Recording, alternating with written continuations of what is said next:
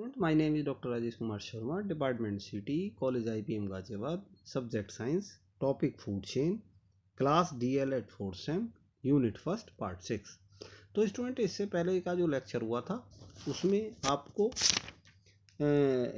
Ecosystem, पारिस्थितिकी तंत्र क्या है, लेवल्स ऑफ इकोसिस्टम जिसमें बायोटिक, एबायोटिक फैक्टर्स के बारे में बताया गया था और स्ट्रक्चरल कंपोनेंट ऑफ इकोसिस्टम के बारे में बताया गया था। अब आज के इस लेक्चर में आपको फूड चेन क्या है, खाद्य श्रृंखला क्या है, इसके बारे में बताया जाएगा। खाद्य श्रृंखला क्या है? खाद्य श्रृंखला में पारिस्थितिकी तंत्र के विभिन्न जीवों की परस्पर भोज्य निर्भरता को प्रदर्शित किया जाता है। किसी भी परिस्थिति तंत्र में कोई भी जीव भोजन के लिए सदैव किसी दूसरे जीव पर निर्भर रहता है। भोजन के लिए सभी जीव वनस्पतियों पर प्रत्यक्ष या अप्रत्यक्ष रूप से निर्भर होते हैं।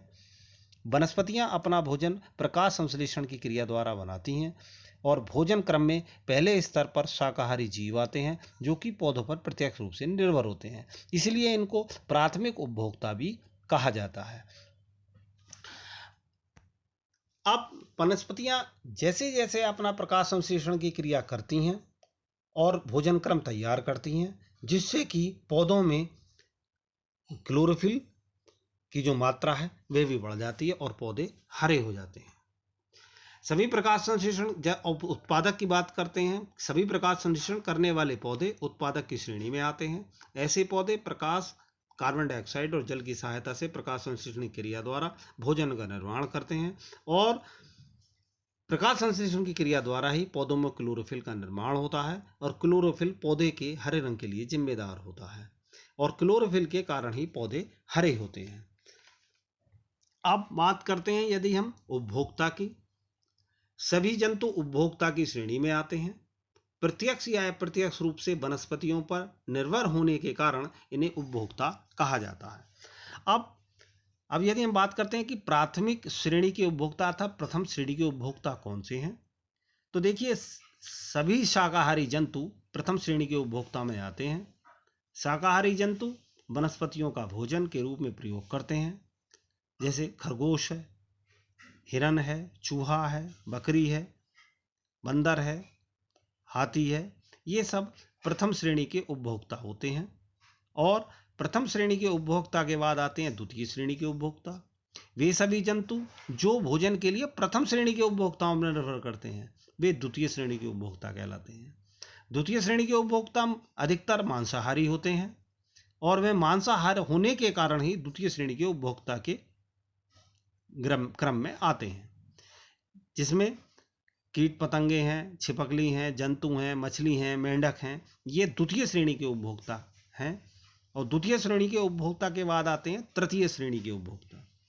तृतीय श्रेणी के उपभोक्ता सभी जंतु जो भोजन के लिए द्वितीय श्रेणी के उपभोक्ताओं पर निर्भर करते हैं वे तृतीय श्रेणी के उपभोक्ता कहलाते हैं और इनको सबसे शीर्ष श्रेणी के उपभोक्ता का भी कहा जाता है, जिसमें शेर है, गिद्ध है, भालू है, बाज है।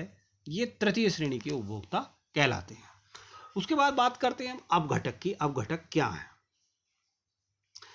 अब अपघटक की जब बात करते हैं, अपघटक सूक्ष्म जीव होते हैं जो सभी मृत जीवों को उनके पार्थिव अवयवों से तोड़ देते हैं और अपघटन की क्रिया मृत्यु के बाद शुरू हो जाती है, जिससे सामान्य तौर पर सड़ने के तौर पर देखा जाता है और ये सब प्रक्रिया मृत जीवों पर ही होती है, अर्थात ये सूक्ष्म जीव के रूप में उत्पन्न हो जाते हैं जो अपघटक कहलाते हैं।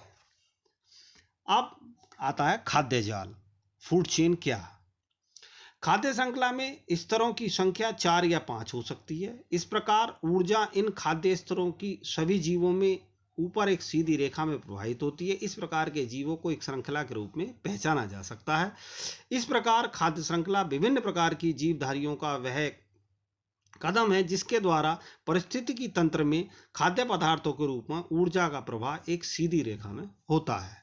ये सब प्राथमिक श्रेणी, द्वितीयक श्रेणी और तृतीय श्रेणी, इस प्रकार के उपभोक्ता एक दूसरे के साइक्लिक प्रोसेस से, एक दूसरे की चेन से बंधे रहते हैं जो खाद्य श्रृंखला के रूप में कार्य करते हैं, जिनको फूड चेन कहा जाता है।